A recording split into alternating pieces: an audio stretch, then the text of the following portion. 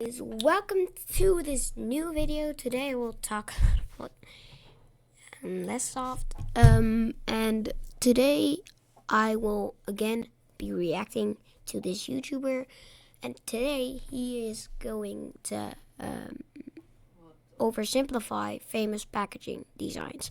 And my brother is still talking in the background. Don't listen to him. Actually, just a thing like. I hate you.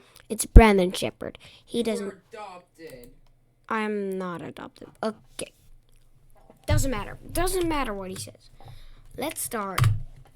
In this video, I'm simplifying package designs from popular brands to see if minimalism is really all it's cracked up to be. No. We simplify logos, reduce color palettes, cut out text, and still end up with a better design. You will be the judge. Up first, we have Flaming Hot Cheetos. One bag of these and your fingers basically turn to cheese. Honestly, Chester Cheetah is probably one of my favorite brand mascots of all time. But this bag design, man, I mean, it's like everything, everywhere, all at once. Kind of the definition of when everything stands out, nothing does. So let's see if we can simplify all of this and come up with something a little more focused. Let's go with a red background to help distinguish it from the orange bag of regular Cheetos. And this original logo has all sorts of effects and stuff on it, but I found this version which has nothing but flat colors, which I'll just stick right up here at the top. And here comes the first controversial change. I'm gonna make it white. Now, this isn't just because I'm trying to simplify everything, but I really just want to try to avoid every single element being yellow or red like the original design. This white text just really pops off the package a lot better, but I still might give it a touch of drop shadow to help enhance that. Chester, unfortunately, won't be making an appearance on the new design, but I do still want to show off the actual Cheetos. I just don't need 6 of them. One will do just fine. And then a camera raw filter will help me crank up that texture to make that feel extra crunchy.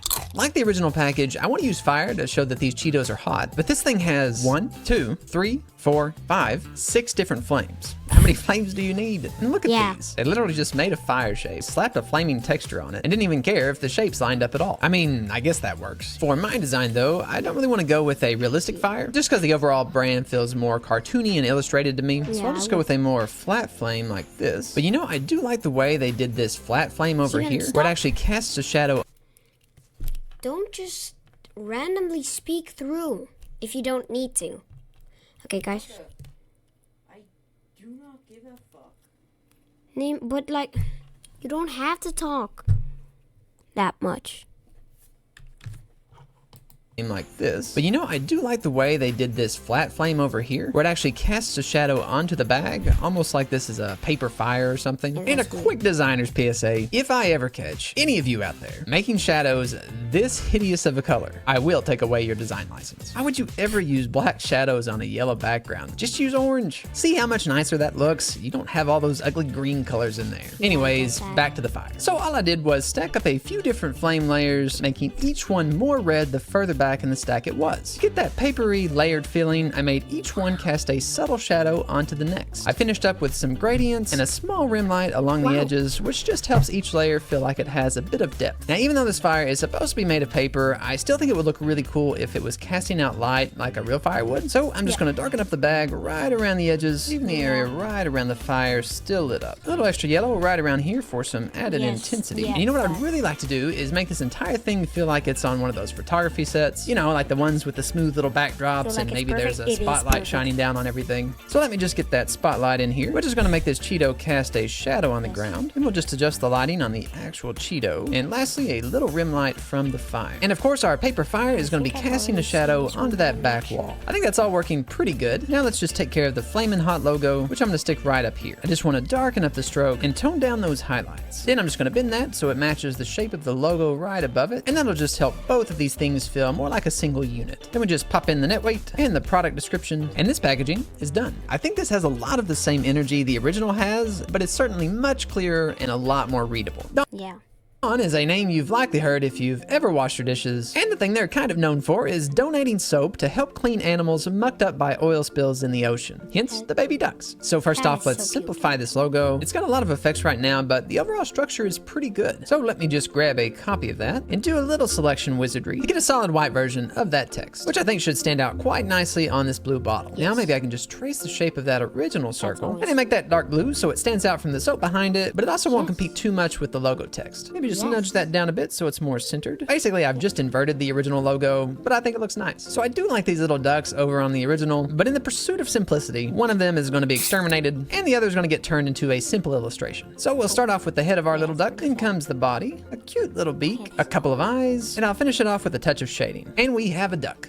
You know, it's interesting, this rim on the bottle kind of looks like a wave of water. So what if I masked out our little ducky to make it look like he's riding that wave? I like it. Suppose we should tell people this is dishwashing liquid, add in all that legal mumbo jumbo, and all this other text on the original package is just marketing fluff really, not really something a design minimalist needs. Finally, I'm just going to add some subtle gradients on the logo and on the duck, just so those images won't be overly flat. This new design definitely has that certain charm to it, and that cute little duck really hammers home the nature part of Dawn's brand. And now we have Gatorade, probably the most popular sports drink in the entire world. But here's the thing, I really don't like the packaging. I mean, do you guys? I think it's mainly just all the gray. Like, what's up with that? It just feels very Windows 95 or something. And on top of that, we've got a lightning bolt stamped into the bottle, another carved out of the label, and even one more right here on the logo. It's like, how many lightning bolts do we really need? Well, I guess my first step to simplifying all this is to just get rid of this big cutout in the label. And yes, getting this entire thing to look like a solid blank label was just as tedious as you might imagine. Now, instead of Tin Man grade, I'm gonna go with black, which I think not only looks better against the colored drink, but it just feels more athletic to me, which is their target market. Now we can just get that logo on here, make it a bit bigger, and it honestly baffles me that Gatorade made their name so small on the original design. I mean, most companies want their logo as big as humanly possible. So I think a better idea is to stick it right here underneath the G, size it up to be the same width, and that should at least help people unfamiliar with the brand learn the name. Let's see, Thirst Quencher, I don't think we really need. The flavor though, well, that would look good right down here in maybe some kind of slanted, athletic looking font. And of course, we'll have that match the color of the drink. Get that legal text in right down here. And I'm just gonna borrow this little guy. Don't tell anyone. Stick him right over here. And lastly, I do actually think it's pretty cool to have something cut out of the label. I just think a much better spot to do that would be right here. See, if we cut out this little bolt, then that drink behind it will end up coloring it in, which I actually think is really cool because the lightning bolt is going to match the color of the Gatorade that you're drinking. Well, I gotta say, I really like this minimalistic design. The aesthetic, the colors, the cutout are all much better in my opinion. And next up on the docket, we have Orbit. Now with an even cleaner filling, whatever that means. This package has so much going on. It's clear they like circles, which makes sense because the name is Orbit, but I'm not sure what's going on with all these patterns. And bro, who could even read this? It's just, I don't know. Well, let's at least go ahead and start off with the same green background, because that's actually quite a nice color. Then I'll just snag a copy of the logo and throw that into Illustrator. Then I can come over here and image trace it, get rid of all these little extra parts, and we're left with a nice clean white version that we can add right in here. Just need to add that cutout back into the O, and we're good. Wait a second, these are not the same logos. The original has a much lower B stem, and then this I needs to be raised. Okay, now we are close enough. Let's put the Wrigley's logo right up here so it can be seen instead of smushed down here in a size 4 font. I do actually like the idea of circles surrounding the O like they've got it here, but what if instead of all this, we just made them simple solid colors? Like this, radiating out from that central O, making those darker the further out they go, which ends up giving us this really cool little burst effect. I think a little shadow would be nice to help us separate these layers, but all this does make the text a bit hard to read, especially around this area. So I can just come in here with a soft brush and paint a lighter green color behind it to form a smoother background for the logo. A little shade over on this side, and I'll stick the flavor of the gum right down here, which happens to be artificially flavored. Who would have guessed? And as a small homage to all the patterns in this original package, maybe a little circle texture right up here in the corner to help fill in some of that space. This is definitely one of my favorite redesigns of the video so far. It's modern, clean, and it still has a lot of character and movement through those simple elements. And last up we have Campbell's Tomato Soup. This is a super iconic brand, and there's even a famous painting done of it, which is worth the same as 6 Bugattis, by the way. Campbell's has actually redesigned their packaging several times since they started back in 1895 with the general trend of getting simpler each time, until they reached this. Now you might say this design is already super simple, which is correct, but to the true minimalist, even this is far too complex. We don't need this little gold seal or all these little frilly things. Heck, we may just make the can solid red and let the brand speak for itself. Okay, I'm not gonna go that far, but I do think a red background would be a good jumping off point, upon which I can place the logo, maybe rotate it a bit so that these slanted letters are straight up and down, which also lets me make it bigger. That way the logo can be a central element to this design since it's so recognizable. Out of all the other elements in the original design, I feel like the tomato is probably the most necessary. So I'll just go tomato shopping here, and this little guy looks pretty nice.